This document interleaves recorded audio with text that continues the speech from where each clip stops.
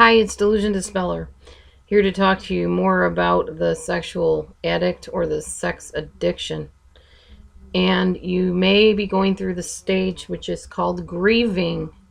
I put grieving equals letting go because during this stage, you do let go. You let go of a lot of things. You realize that you were in love with an illusion, somebody that really never existed, or if they did, they only existed for a period of time until the addiction decided to take over.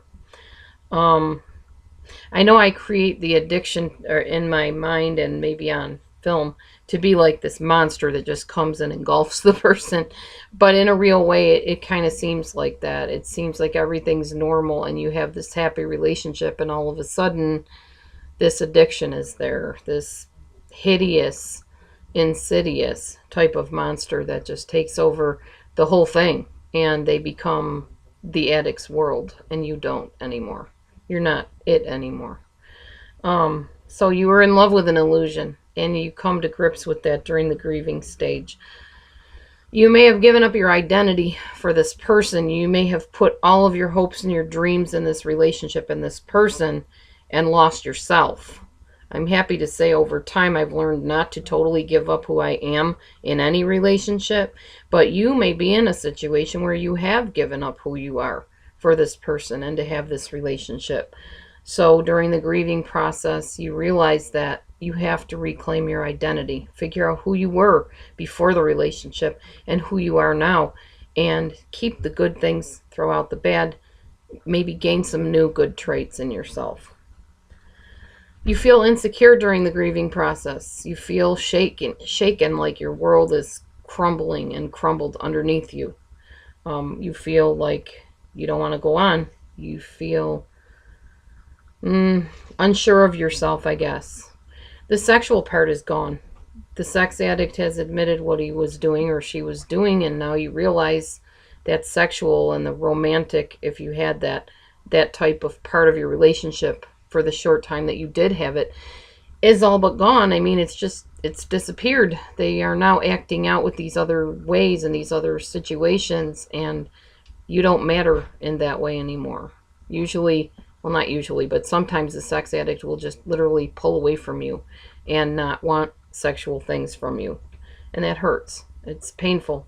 No matter what people paint sex to be in this world, I mean, let's face it, we got porn, we have, oh, big booties and big breasts and whatever, and I'm all that because I'm sexy.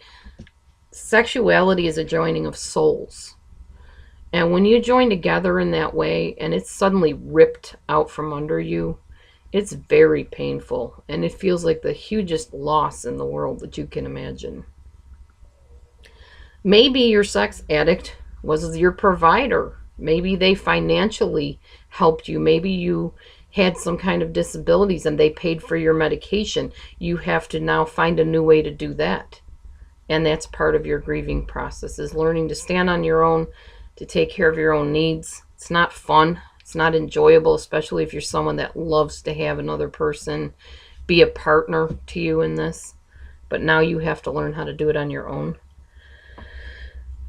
You may feel angry at God. Did he see this guy or this girl going out and doing these things, using porn, doing sexual things on the side, not coming to me when they had these needs? Where was God in all this? I'm angry. God, didn't you hear my prayers all those times when I suspected something was going on? You're angry at God, maybe. Why'd you let them do this to me? Sometimes you might feel. Now you're faced with, do I separate?